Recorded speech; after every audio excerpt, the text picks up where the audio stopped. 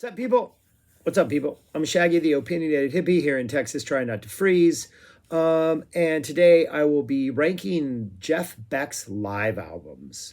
I recently made a video of his studio albums in which I ranked them, and I explained more in depth than I will right now that I did not get into Jeff Beck until he passed away. And I got into him purposefully when he passed away because that was sort of a hole in my musical listening experience. I knew five of his albums, it turns out, six of his albums, it turned out, owned four of them, really only ever listened to one. Was quite surprised by what I found in his studio albums, especially with some of his more recent stuff, which I absolutely loved.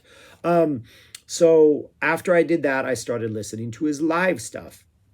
And I will say, to begin with, he does not have a bad live album. I do not think any of these albums are bad in any way, shape, or form. Sound quality varies, but Jeff's performances, as far as just being kick ass every single time, do not. So if like you were to rank these albums, any you out there, and they were the exact opposite of mine, I would not blame you. In fact, after I made my list, I did some Google research and I found a list that is almost the exact opposite of mine. Well, not really, but the album I have at number 12, I found 12 live albums on social media, YouTube, borrowed from friends. I found 12 live albums. The one I had at number 12, I found a list that had it at number one. And the one I have at number one, I found someone had it, the same person had it as number 12.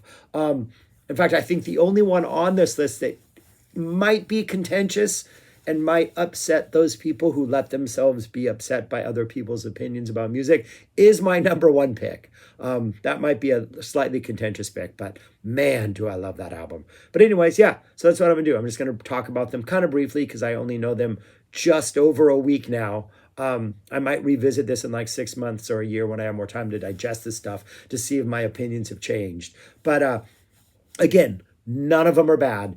Pretty much my rankings are based on, obviously the first two listens and the set list, what the set list have to offer, especially since a lot of these contain the same stuff. So, freshness was standing out in this early experience. So lots of grains of salt to be taken with this list. But I don't know, I'm really excited to be getting into Jeff Beck live. And yeah, this was a good experience. How did we get here under the Frank Zappa Big Note umbrella? Lots of different ways. But since we're talking live albums, Bozio, and Kaliuda both play on these. Yeah. So plus Jeff Beck was kind of adored or revered by Frank. He mentions him quite fondly in interviews and mentions him in songs. Magic Fingers, Titties and Beer, and that famous one, Punky's Whips. But anyways, yeah, let's get on with the rankings. On to number 12. Number 12 is Rock and Roll Party honoring Les Paul. This came out in 2001. It was recorded about a year after Les Paul passed away in 2009, so it was recorded in 2010. And it is a great, fun, late 50s, early 60s era sounding type rock album. It's a bunch of cover songs. It's Jeff Beck's way of honoring Les Paul, a guitar player that he admired throughout his entire life. It's just not my thing. It's a very rockabilly. Brian Seltzer of the Stray Cats is on here as a guest a couple times. I think Trombone Shorty plays on it. There's a couple more guest musicians. It's one of those things I think I would have loved the heck out of live, but listening to it's just not something that interests me. But it sounds great. The playing is great. There are some interesting choices of songs on here. They play the Peter Gunn theme, which sounds good. Doesn't quite sound as sleazy as that Blues Brothers version. They cover Apache. There's a performance of Apache. I think Train Kept a Rollin' is on here. There's some good songs, but it's just not something that interests me. This is the one I saw on somebody else's list as the number one, which I do think is a strange choice to be as your favorite Jeff Beck album, a song where there's, I don't think, a single Jeff Beck song on it. But his playing is good. The spirit is good. It's an awesome tribute to an awesome guitar player and musician. So yeah, my number 12, Rock and Roll Party, honoring Les Paul. Number 11 is live and exclusive from the Grammy Museum. This was sort of a private show in front of like 200 people, an intimate little crowd, and it sounds like a crowd that is well dressed and well behaved and uh, applauds politely but enthusiastically after each song. So it's one of those performances, a very mellow performance. There's like one oddly aggressive song in the second song, Hammerhead, but everything else is kind of mellow and kind of chill, and it has a really really nice vibe to it. Um, 8 songs. We get opens with Corpus Christi Carol, then we get the Hammerhead, the kind of the one that almost doesn't fit the rest of the vibe. Over the Rainbow, which even live I don't really need to hear, but I do appreciate it a lot more live than in a studio setting. I complained about the song in the studio albums, but live, I think covers live make way more sense than they do on an album. Brush with the Blues, another just phenomenal version of A Day in the Life. Discovering these A Day in the Lives and all these different live albums, I think has been one of the greatest treats.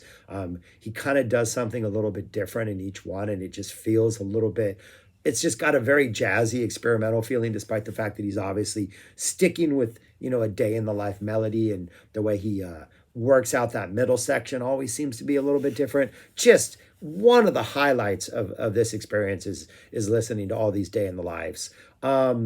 Nessun Dorma, which you would recognize. It's a classical theme. It's like I think an Italian composer, right, or something. But it's a theme that you would recognize a lot from movies and stuff. How High the Moon. I think they sing this. There's a vocalist that comes in and sings this, or there's a backing track, that little jazzy number. And then People Get Ready. To close out, which is just sounds an instrumental version of People Get Ready, which sounds absolutely excellent. Pretty chill, pretty chill. But a really nice chill. And again, Beck is just shining the entire time. And it's just, despite the fact that he's kind of not getting much from the crowd to feed off of, it is still a really, really solid performance. My number 11, live and exclusive from the Grammy Museum. And when did this come out? I don't even know. 2010, or the performance was 2010. So this obviously came out after that. Yeah, on number 10. Number 10 is live in Tokyo 1999. Um, I don't think this was released till much later, maybe, right? This might have been something that was recorded then, but not released until a later point in time, if I'm not mistaken. Yeah, not released, I guess, until 2006. But yeah, it's a great, great, great, great live album. Mostly featuring stuff from Who Else and a lot of stuff from Jeff Beck's Guitar Shop. A Day in the Life is thrown in there. We've got a really nice Cause We've Ended as Lovers. I think there's a video on YouTube of this actual performance or this actual concert. Yeah, like there's absolutely nothing wrong with this album whatsoever. It's utterly fantastic. Opens up with the same 3 songs that open up Who Else. You get a What Mama Said, Psycho Sam, Brush with the Blues. Awesome start to the album. From there, it just keeps on getting better, gets a little bit wasty in the middle. We've got some kind of really indulgent, noisy stuff every so often. The band sounds absolutely phenomenal. I think Jennifer Baton was in this band. Baton, however you say her name. Yeah, it's a great album. Like, really. I just think there are 9 other great albums that maybe offer. There's a lot of these songs are repeated on other albums, so maybe that's part of the reason that it's at number 10. But yeah, if you were to rank this at number 1, I completely understand. But for me, it's just an absolutely great 1999 live Jeff Beck album. Yeah, nothing to complain about whatsoever. It's really good stuff. On to number 9. Number 9 is Jeff Beck Group live at live BBC radio sessions 1972. This just came out like a week after he passed away, so about 2 weeks ago. This is the second incarnation of the Jeff Beck Group, the one with Cozy Powell on drums, Max Middleton on keyboards. And yeah, it's just a really, really good live Jeff Beck performance. If I had a complaint, I think this is the one in which you get the songs, then you get like audience applause, and then there's like a fade out afterwards immediately. And so there's this weird stilted awkwardness to listening to it. But it's in no way bad. Like, I mean, the performances are all good. You get 8 tracks. All from the Jeff Beck group. I think maybe I think all Jeff Beck group. There's a cover of Ain't No Sunshine in there that's pretty good. But yeah, it's just really good. Really good live, kind of raw 72 performance. The band sounds really good. From my understanding, what I've learned in like the past week about Jeff Beck as I've gotten into these live albums, he was gonna join Cactus with Bogart and Apis from Vanilla Fudge. Then apparently he got in an accident, so they formed Cactus with another guitar player who was fantastic. So then he formed the second version of the Jeff Beck group, but then he got restless because Cactus broke up. So then he quit this group and went and then did the Beck Bogart a Peace album. I kind of wish this band had stayed together and just jammed a little bit harder and got used to it. I think this is a really good sounding show. It's got good energy. The songs are good. Interestingly, I ranked all the Jeff Beck group albums except for Truth higher than I rank these live albums, just because I wasn't as big a fan of his studio stuff, Jeff Beck's non-Jeff Beck group stuff, as I am his live stuff. So his live stuff's ranked higher than this. But anyways, it's still an excellent listen.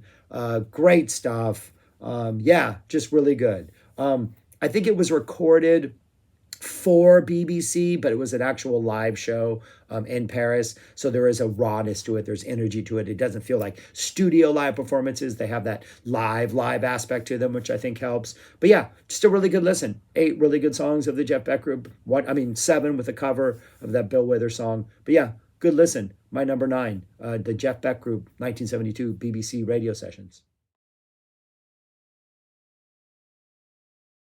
Number 8 is Jeff Beck with the Jan Hammer Group live. This was in 1970, came out in 77, recorded in 76.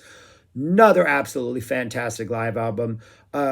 Discovered that this got some poor reviews pretty much anywhere I looked, and also wasn't ranked very highly by anybody, but I just quite don't understand that. And I'm not even a Jan Hammer fan. Like, his studio sound to me is a little too jazz fusion.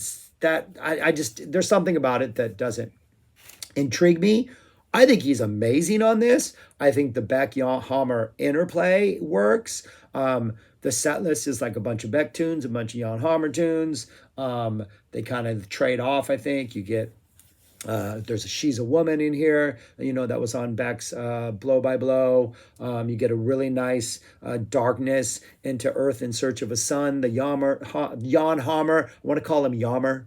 The Yammer track, a really good Scatterbrain, an awesome Blue Wind. Blue Wind reminds me of, I think it's Ocean is the Ultimate Solution. I think it's a part jam and part, I think it's part 1 of that. I haven't gone back and listened, but it reminds me of Blue Wind, Blue Wind reminds me of The Ocean is the Ultimate Solution. And these were both kind of recorded right around the same time. So I'm wondering if one was heard first. I haven't really gone down that rabbit hole. I just kind of realized that connection. I was listening to something that had Blue Wind right before making this video. I'm like, this reminds me of The Ocean is the Ultimate Solution.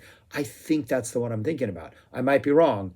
But I'm not going to check. So if I am wrong, but if you know The Ocean is the Ultimate Solution and you know Blue Wind, there is a similarity there, right? I'm not mistaken in that. Or maybe I'm thinking of another Zappa song, but it's definitely that riff in Blue Wind that I don't like. I don't like the way it sounds. I don't like the instruments used. I don't like Beck's tone. But live, once they get past the actual song composition and they start jamming it out, it's pretty epic. But man, yeah, I think it's a really good album. Like, opens with Freeway, ends with a really good jammed out Blue Wind. Don't think there's anything wrong with it. I don't know why people don't like it. Yeah, it's a fantastic album. It's very jazz fusion-y, indulgent, but it's live, and I like that kind of stuff live. So yeah, no problems with this album whatsoever. I think it sounds okay. I've heard people complain about the sound, but again, I'm someone who comes from like a Grateful Dead, Frank Zappa tape trading world, so I'm used to really, really bad sound. So this to me sounds amazing. But yeah, my number 8, Jeff Beck with the Jan Hammer Group live. Yeah. Number 7 is live at the BB King Blues Club. This was recorded in 2003, did not come out in 2006. Um, yeah, it's just another really good sort of, I guess, late era Jeff Beck live album. A lot of songs from his most recent albums, dipping into some old stuff with Scatterbrain, Goodbye Pork Pie Hat. You got the cover of A Day in the Life, a nice People Get Ready in there. Yeah, just some really, really good stuff. A well jammed out Freeway Jam, a kind of crazy Big Block. This is the Beck Bosio Hymus. Hymus, right? Tony Hymus on keyboards and effects. So it has a very, not my favorite sound of all of his stuff, but because it is just three of them, even when it is electronic heavy, I think it kind of works. But yeah, again, it's another thing. Listening to these Beck albums, I think his setlist construction is fantastic. He usually starts off with like three or four, maybe more melodic or more recognizable or more just like, I don't know, things that you would start off a show with. And then things tend to get kind of wasty in the middle. You get long, stretched out ballads, you get kind of noisy stuff like, I guess Big Block is third, but you get like some really good, like here it gets more like after a Scatterbrain, things kind of chill out for a while and get kind of beautiful. But then you end with like a lot of cover songs and more like uplifting type things. So setlist construction is just fantastic in these things. But yeah, it's another really good, just solid live album by Jeff Beck, featuring a nice tiny trio with Bozio on drums. Yeah, we got a Goodbye Pork Pie Hat on here. Yeah, Angel Footsteps, which is a beautiful song. Yeah, another Day in the Life. Again, I think all of these Day in the Lives are worth checking out. Just absolutely fantastic stuff. And again, so much of this stuff, which the stuff from I did not like the Jeff Beck's Guitar Shop album, but when he brings it live, I don't know. It sounds better. You're losing that '80s production, which I think hurt that album. And all of the stuff on here that he does live, or all the stuff from that album that he brings live, is just so much better live. Like, what is on this? Let's go back and remind myself. Like Savoy sounds better live. Big Block is just a beast. So those two songs in particular, I think, are kind of standouts on here when I wasn't too impressed with them on that initial album. So yeah, man, it's another excellent Jeff Beck live album. Like, no complaints about any of these. Just comes down to the set list as to what I like better. But anyways, yeah, that's my number 7 live BB King Blues Club and Grill, New York. On to number 6. Number 6 is live at the Fillmore West, San Francisco, 1968. This came out, I think, in 2019. And yes, this is a live performance with Rod Stewart on vocals, Ronnie Wood on bass, and Nicky Hopkins on piano, Mick Waller on drums. So yeah, it's just a really good live performance from that early Jeff Beck group. Uh, and I think immediately I knew I was going to like this. It opens up with You Shook Me, which was something that completely underwhelmed me on that debut album, only because I know and I had heard the Jeff Beck version before, and it sort of never registered me that it was a Jeff Beck version. I thought it was a Rod Stewart album. Had not listened to it in decades. When I heard it again, I was just like, yeah, nobody can compare to Led Zeppelin. This version still can't compare to Led Zeppelin's, but it's a lot better, I think, than the Truth version. And immediately I'm like, oh yeah, especially Jeff Beck's guitar playing. He's just absolutely bringing it. Rod Stewart, as much as I absolutely love his voice, does a better job on this than he does on the studio version on the You Shook Me. But again, he's no Robert Plant. Just, different ballparks, different sports. But yeah, Let Me Love You, Morning Dew, still not coming around to that song, though we will get to an album when I do come around to that song. Jeff's Boogie, the Yardbird song. We get High Hill Silver Lining, The Sun is Shining, a stretched out blues deluxe. Yeah, just a really good early blues rock Jeff Beck, Rod Stewart, the kind of music you would expect them to make, performing at the Fillmore West in 1968. Yeah, not the best sound quality, maybe the weakest sound quality of all these releases on here, but not bad by any stretch of the imagination. And just a little grittier, a little rawer than some of the other stuff on here. Even though, even in his later period stuff, we're getting into an album which is obviously, I think, maybe his most quote unquote polished effort for reasons I'll discuss when we get there. He never sounds that way. When he like gets into those guitar parts and starts playing those solos, he's always very dirty and edgy, and I think he brings it every time. Even that Grammys performance, which is in front of a pretty relaxed crowd, has that Jeff Beck live edge that he brings every time. The entire thing is raw and edgy just because of the band and the era and San Francisco and all that stuff. So yeah, just a really fun, good, indulgent early Jeff Beck performance. Listen, could be longer. I wish it was longer, but I don't know how long their set was, so who knows. But anyways, yeah, that is my number 6. The Jeff, Live at the Fillmore West, San Francisco, 1968.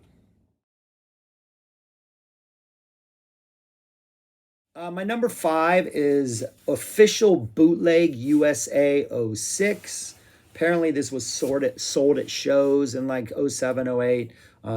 I found somebody had uploaded it to YouTube, so that's how I heard it. Yeah, and again, it's just a really kind of a typical set list for what I've discovered this era of Beck is. A lot of stuff from Who Else, some stuff from his last couple albums, the sort of techno electronic albums going back to like Guitar Shop and then dipping into some older stuff. But some of the older stuff that is dipped into that is not on other releases from this era, it opens up with a Beck's Bolero.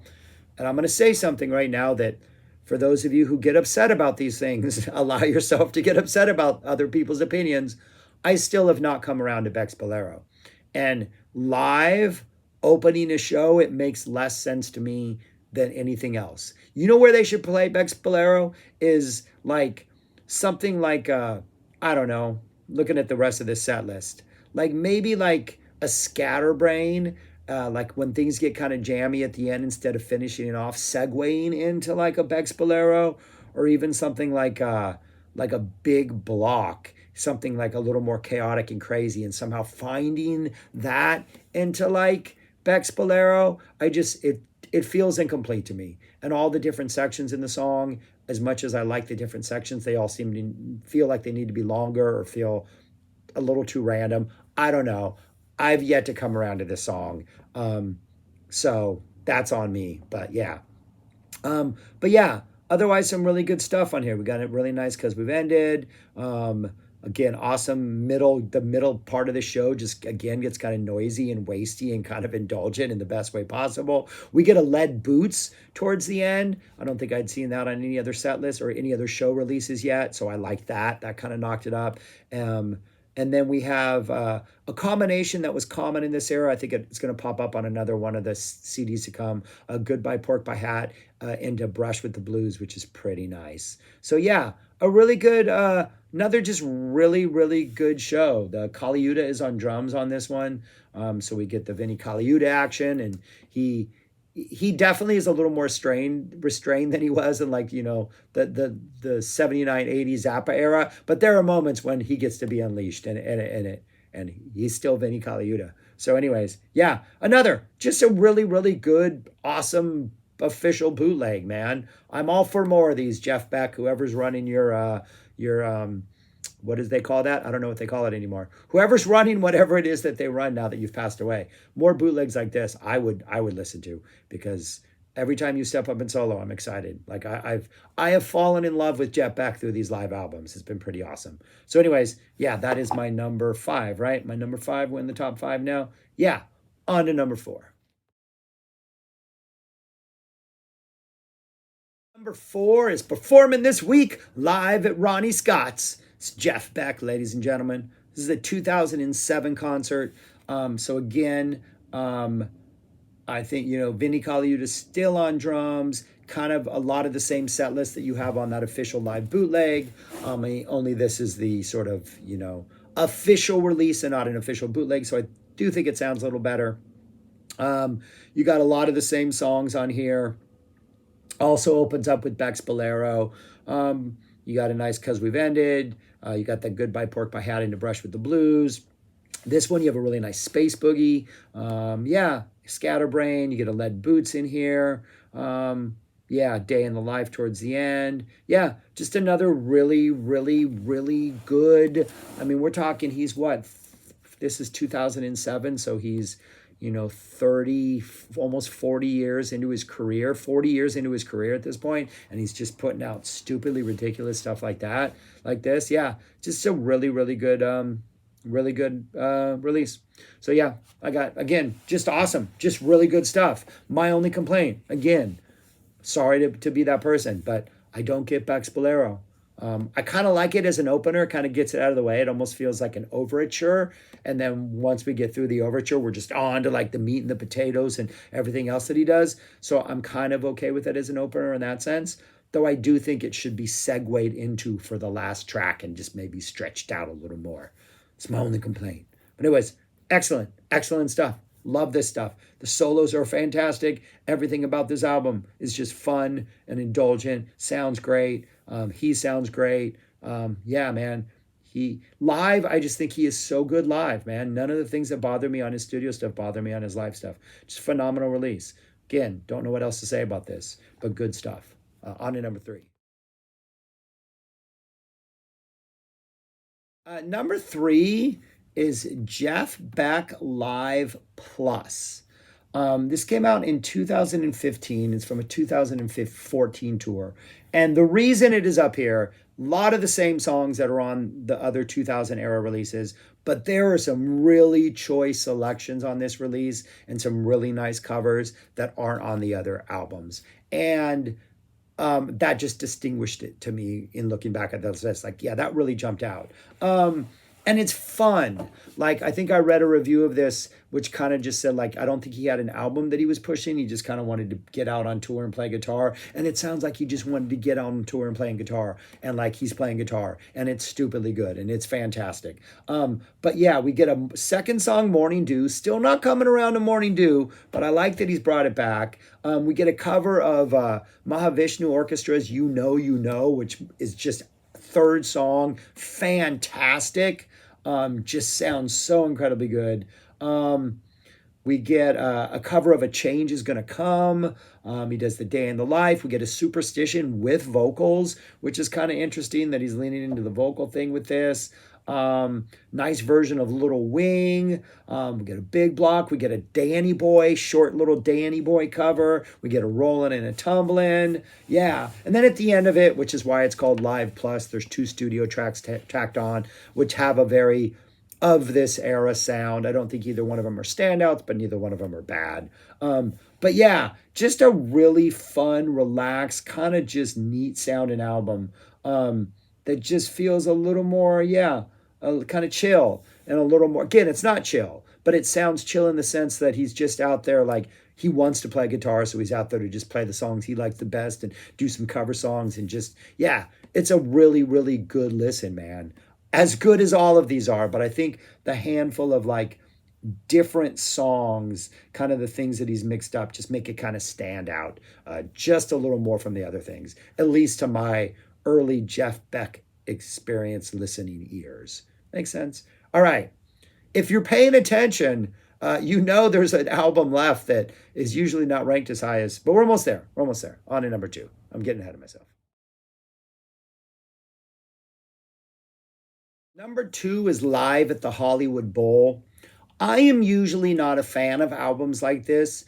This is a live performance at the Hollywood Bowl in Los Angeles or outside of Los Angeles. Guess it might officially be in the city of Los Angeles. I don't know. Probably in Hollywood because it's the Hollywood Bowl. It's one of those where there's a lot of special guests. It's very much a career retrospective of Jeff Beck. I think it might have even been billed as that. We got a whole bunch of Yardbird songs in here. We got things from pretty much every part of his history up to this point. I think this is a 2017 performance. And I'm usually not a fan of that because there's something not organic about that. Like, we got special guests coming out, we're breaking up the flow, all that kind of stuff. But it's got a whole bunch of Yardbird songs on it. And the other stuff, and like surprisingly, when he gets a chance to really stretch out, again, Blue Wind, Big Block, right there in the end of the first CD. Like, he brings it in, he brings it hard. I think Jan Hammer comes out and jams with him on a bunch of stuff from like the Blow by Blow Wired period. So like, despite the fact that it does have that, hey, let's now bring on this person and we're interrupting the flow type thing, the performances are so good. And I think maybe I'm just at that point in my Jeff Beck sort of getting to know Jeff Beck that like, oh, this song, yeah, this song sounds much better in the live context than the studio context. And like, so for me, it was almost like a really nice sort of, sampler of all of his eras performed incredibly well. But again, the set list is fantastic. Opens up with The Revolution Will Be Televised, which was on his most recent album. And again, just a really nice bring in the like modern, a little bit of like techno vibe, the energy, the lyrics, the whole idea of the what's her name singing it through like what obviously some filter on her microphone to give it some like distant effect. Like all of it is not what a normal Jeff Beck fan is going to come see if you're coming to his retrospective, right? His career retrospective live at the Hollywood Bowl. Also, if you've ever been to the Hollywood Bowl is a very proper place. Like it's a big deal when bands perform there. I grew up in LA. Shows at the Hollywood Bowl were like special occasions, you bring your picnic basket, you sit on the lawn, it's an experience. So I can only imagine what the audience was like. I'm sure there's obviously a lot of huge Jeff Beck fans there. Serious music lovers went, but still there was a vibe at the Hollywood Bowl. Wasn't like your normal concert. But everybody brought it, and he's bringing it.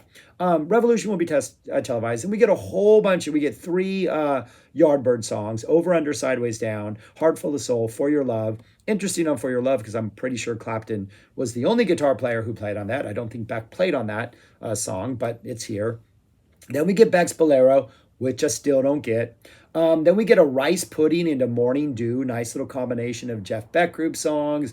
And then Jan Hammer comes out. We get a Freeway Jam, You Never Know, Because We've Ended as Lovers, Star Cycle, Blue Wind. Then we get a Big Block. Then we get a cover of I'd Rather Go Blind. Man, good choice of covers there. We get some more stuff. And then here's a contest for anybody. If you're not familiar with this album, don't go look at the set list, okay? Don't. Billy Gibbons of ZZ Top comes out at one point to play a song. And they play a song together. It's a ZZ Top song. If you do not know this, okay, and I don't know, maybe Jeff Beck covers ZZ Top songs live and you might know this otherwise, but I would love it if you pause this video in like 10 seconds after I tell you why. Pause the video and then in the comments, guess what you think the ZZ Top song is that they jam on together, that they play together. I want to know what you think it is because my mind will be blown. Well, no, I'm not going to even make any caveats. What song do you think they play? You got 5 seconds before I tell you the song. That was a quick 5 seconds. All right, you're still here. So I will be surprised if anybody gets this right because they come out, he introduced Billy Gibbons, and Billy Gibbons starts playing Rough Boy. Yeah, Rough Boy. I don't even think Rough Boy's on Eliminator, right? Rough Boy's on that song album that came Afterburner, right? Isn't Rough Boy on Afterburner? Like it's not even an Eliminator song. It's an Afterburner song. Luckily it wasn't a Recycler song because then I know we've lost it. But yeah, very odd choice. But I don't know why. It works. Maybe because I like the song. Then we get a Train Kept a Rolling. We get a Shapes of Things. We get a Day in the Life. We close out, with a Purple Rain, the Prince song. Again, I think Beck misses an opportunity when they get to that last vocal, on the studio version or the Purple Rain version. As soon as they hit that last Purple Rain, Prince comes in with that just wailing guitar note. Beck kind of misses that and comes in on a different angle or at a different attitude. I think it was a failure on his part. He should have at least hit that note before going off. But it's a good version.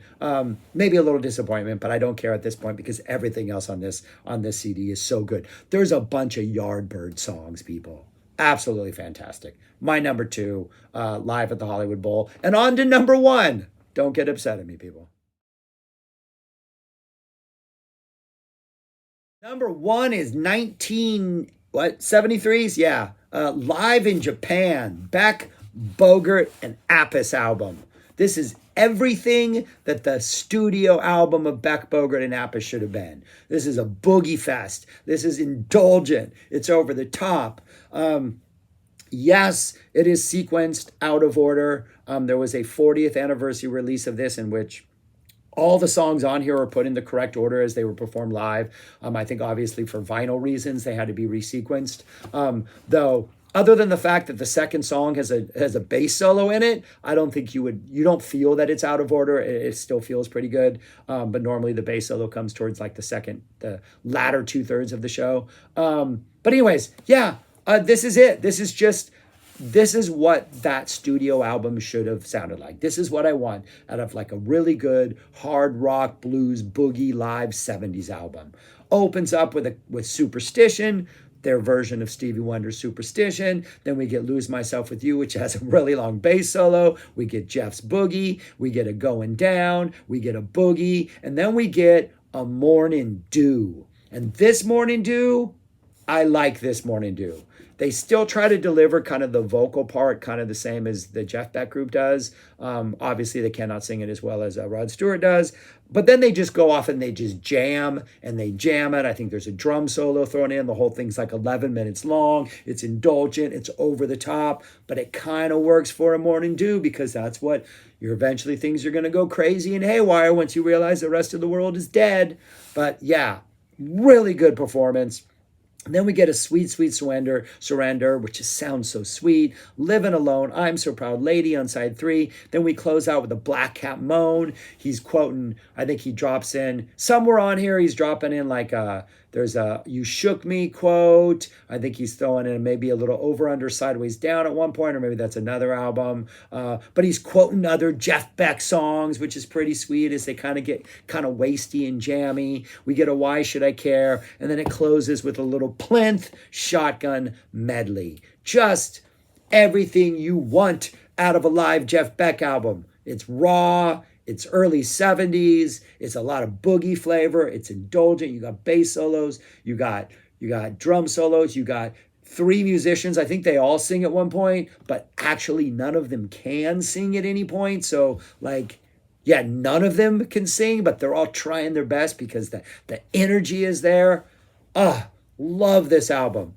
I've not seen anybody else love this album. I know I'm an outlier on this, but man, people, this is music right here. This is raw, early 70s music. I think this is their last actual performances.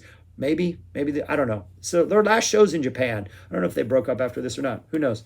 But anyways, yeah, all right, that's it. Yeah, a great, great, great album. Again, not the best sound quality, but again, not bad sound quality. Super indulgent, but in the best way possible because, Jeff Beck's an amazing guitar player and he manages to make Appice and Bogart as amazing as he is. It's a really, really, really good album. Yeah, I absolutely love it. My favorite. My number 1 Jeff Beck live album, live in Japan. And that's it, people. Those are my thoughts on listening to these live albums a couple times over the last week and a half.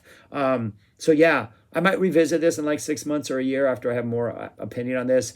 Might be surprised if that Live in Japan album holds up, but I don't know. I really like it. But yeah, really, really good. Yeah, really, really good. This is some good stuff, people. Check it out. If you've not heard the live stuff, but you're a Jeff Beck fan, then you are missing out completely. If you're kind of on the fence about being a Jeff Beck fan, listen to the live stuff because it's completely converted me. I gained so much appreciation listening to those studio albums, though I did not like all of them. But now I just absolutely love this guy. I mean, the live stuff has completely changed my mind. And it is so varied, from throughout the decades. Yeah, good for him. Good for him. Though, if I'm not mistaken, none of this stuff was from the 80s, right? I don't think we had a really good live document from the 80s in any of these. So I'll be interested if there was a Flash Tour document that might come out soon. No, that's not the word I'm looking for. Darn it. What is it called? The people who take care of not your legacy. They're taking care of your legacy, but they're your estate. I hope his estate is going to maybe release some more live stuff. But anyways, that's it. Thanks for watching. Let me know your favorites, all that kind of stuff. Anything you think I should check out, any albums I did miss. I know there's a lot of bootlegs and stuff floating around out there, but this is the stuff that seemed the most official to me. Plus 12, I thought was a good place to start. But anyways, thanks for watching. Comment, subscribe, like, and most importantly, go listen to music. People, peace, stay warm.